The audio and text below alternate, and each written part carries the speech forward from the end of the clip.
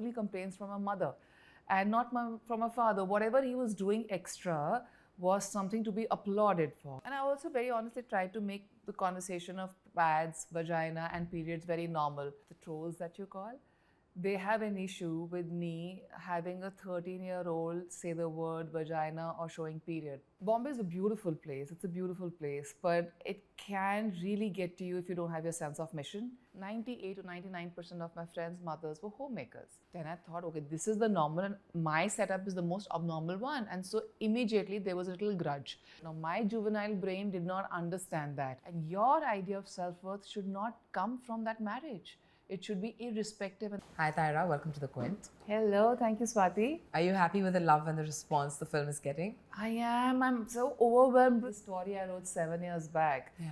You know, how is it going to land? How are people going to like it or not? Fortunately for me, and there's a little bit of unfortunately as well, but fortunately, it's still relevant. Yeah. Just so grateful and so happy that people resonate with it. But the unfortunate part is these are the same issues that were 7 years back. You know, right in the beginning of the film, we know what to expect. It sets the tone. It's time for women. Apart from what the film talks about, are there other things that you feel as a society that we can change for women?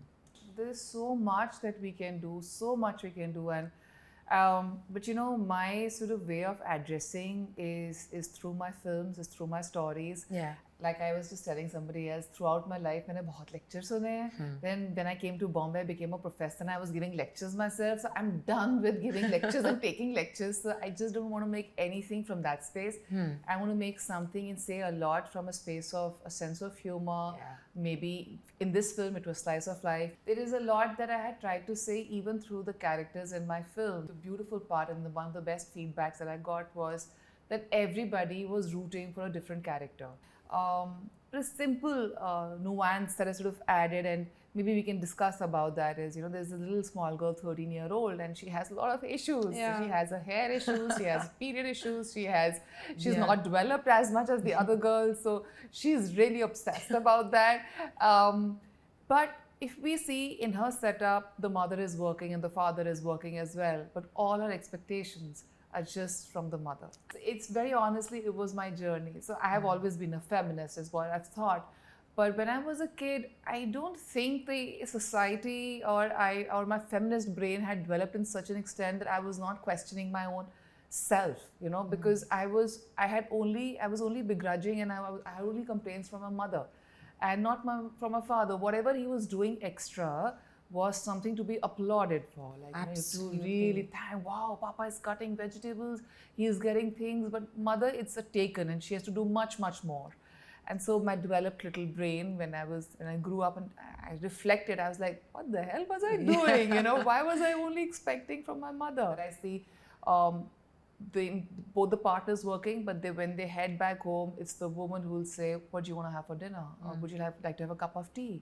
This is something I wanted to talk about, but again, it comes in a space of a story, which it doesn't overtly is not thrown on your face. Yeah. But you can reflect on it. All filmmakers, when they go out to direct or somebody's writer, writing dialogues or just writing the script, right? They always come from a space of their also lived experiences. Yes. You know, they borrow from their own lives. Film, there's somewhere a reflection, like you mentioned right now, some of it being about the young girl expecting things just from the mother. Are there any more experiences in the film that are borrowed from your own life? Lots of them. The first film, I think, is just closest to your heart. It comes from a place of experience or deep observation. Yeah. I've already told you when it came to that family, a progressive nuclear family of Jyoti, Sudhir and the daughter. I'm empathized with the daughter. I was the last one in my class to get my period and I genuinely faked it so there was a music room session, so I had a very hot senior and they all were discussing about pads, I don't know what all. They were just talking about how painful the periods and I had no clue. I was like, what does it feel? I was like, they were like, when did you get them? I was like, oh yeah, just like a year and a half back. So I faked it. And I also very honestly tried to make the conversation of pads, vagina and periods very normal. You know, there's some section of social media users, the trolls that you call, they have an issue with me having a 13-year-old say the word vagina or showing period. But if I'm not going to, if you're not going to normalize it, who else? It's nothing to keep under the wraps. It's what it's called. Gone are the days of calling it MP, main point, and I don't know what all. Big props to you for making it casual and normalizing. And when it comes to Kiran, who's Divya Datta, I think Bombay is a beautiful place. It's a beautiful place, but it can really get to you if you don't have your sense of mission. And everybody is so driven by their dreams and their goals and what they have to cover in a day. Me coming from Chandigarh, small town, जहाँ पर बैठे हाँ भाई गपशप मारे हैं, अच्छा क्या चल रहा है, तुम्हारी दादी वहाँ लाहौर से थी, हमारा घर वहाँ था, तुम यहाँ से थे, तो मतलब ये बातचीत होती रहती यहाँ I was like, nobody's interested in anything in you. You're right. Unless and until you bring something to the table, right? If they're invested in you or they will bring something to add value in some sense to their lives, which is fair enough, but it was a big disconnect for me, and I kept going back to Chandigarh. It took me 7 to 8 years to love the city, and now I'm in sync with it. Now it's difficult to go back, but I pretty much felt like Kiran, who's all happiness and so much to talk about, but there's even an 8-year-old kid will tell you, "Maybe was time nahi auntie." You know? Yet this city is occupied by people. Very honestly, Swati, this is one place. When I come to Bombay, you have this lovely culture of having midnight boost shots and that coffee shots with idli and everything, which is available, So I had gone there and there was this corner and I saw there's a cat, there is a dog, and there is a mouse, a rat. All of them with a human being occupying the same space. किसी को किसी से डर ही नहीं लग रहा क्योंकि एक mutual understanding है भैया इतनी space रहेगी हम सब थोड़ी इडली खा लेते हैं हम थोड़ी because in Chandigarh cats run away from you, small towns, because there's so much of space and less people that animals are scared. Here there's a mutual, so I was like, okay, this is a place where people are on top of each other and yet there's some sort of loneliness within. And that's what I wanted to reflect through Divya's character. But when it came to Tanvi, one love that I share with her is of food. So I have always had the same appetite as my classmates who have been boys. So, and that's something I realized, society, like the aunties, like the bigger ones, the elders, and they're looking for marriage prospects, and they don't expect you to hog, to eat as much. And I could not understand. And then I realized that it's just not one person, it's a reflection of society not looking at woman being feminine if she eats as much as a man does. Or she looks even closely and not as petite. Or she's muscular, or she's tall. Everyone will relate to something. And that's a big win for a film. When everyone has something that they feel represented in a film. So I'm just so glad it has landed well. Okay, there's a film like yours, Sharmaji ki Beti, that you feel we want more films like that. And then there is a certain part of the society, the industry, where we see films that feel slightly regressive and you feel like, don't do this. Because whether we accept it or not fully, there is an impact that it leaves in the society. There is. As a filmmaker now, do you feel there is this slight responsibility that storytellers or anybody in the creative space that add to a society need to lead with? I feel to each their own, honestly, Swati.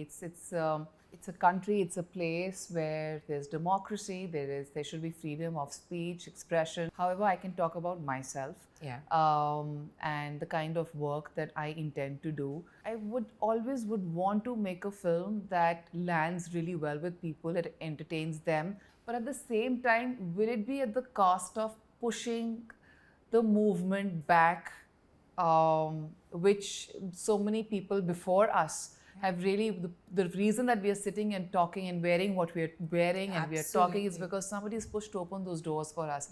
Will my movies take us few steps back? No. My intention will be to just push that movement a little bit further and further and further. So that will always be my intention. Back to the story that you shared, you said you related with Swati's character in the film. There's a dialogue in the film, she says, that's not dad's job, it's your job. At that age, I'm sure no one's taught her that. Do you feel that comes from a space for a child that a mother feels more like a nurturer and more like somebody they need as opposed to a father? Do you think it comes from that kind of space? I'm not too sure if it comes from a conditioning of a society. No, it certainly does. I think, See, one is it's a choice. Do I feel, do I want to do that? Yeah. I should not be expected. There's a difference between wanting and expecting. So if a mother wants to do it, I'm not holding against you. Yeah. You know, the film talks about working women and homemakers and keeping both of them in highest respect. In fact, if there's anyone who should be paid maximum, should be a homemaker. Absolutely. Because you're doubling up, tripling up all the jobs of a plumber, of a homemaker, of a counselor, of a psychologist for your children, of a nurse, of everything. And 24/7 with no offs and nothing. So the least that is expected is gratitude, and wo bhi nahi hota. So that's another story. But coming to the nurturing part of it, I come from a progressive family where both my parents were working, you know, and very honestly, they did not have the time to sit me down, explain me what feminism is, or mama is doing a job, papa is doing a middle class family, dono kaam kar rahe, shaam ko aake khana bana rahe, us so rahe because they used to crash, you know, there's no time for anything. But then when I started stepping out and started going to my friend's house, I could see that the 98 to 99% of my friends' mothers were homemakers. Then I thought, okay, this is the normal and my setup is the most abnormal one. And so immediately there was a little grudge. Now my juvenile brain did not understand that. And I was like, if they can get fancy tiffins and I'm not even getting a tiffin, I'm just taking a banana to my school because there's no time.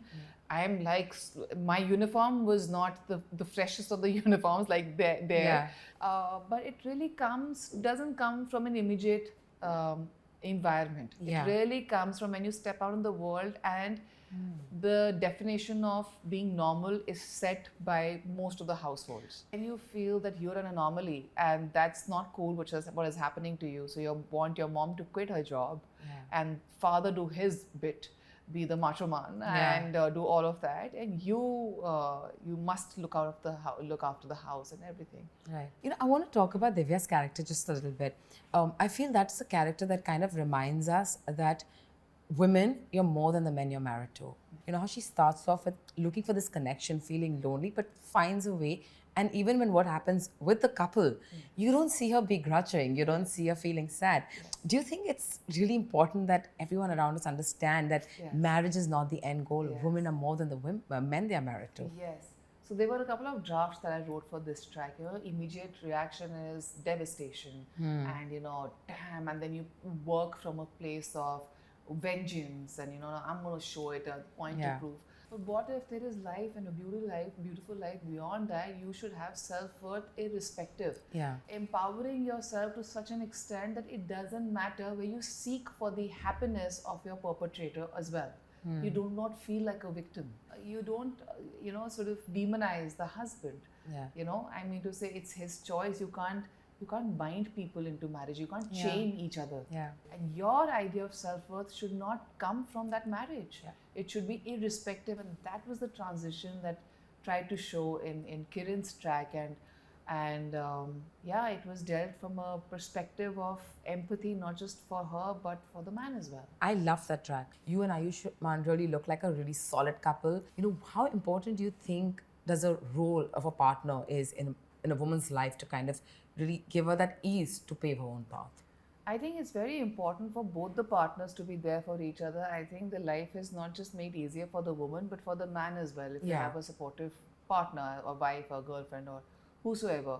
I think when two people intend to sort of live a life together, it should also come from a place of mutual respect. You know, love, the graph keeps going up and down. You know, you can't be, you know, obsessed with each other for so many years.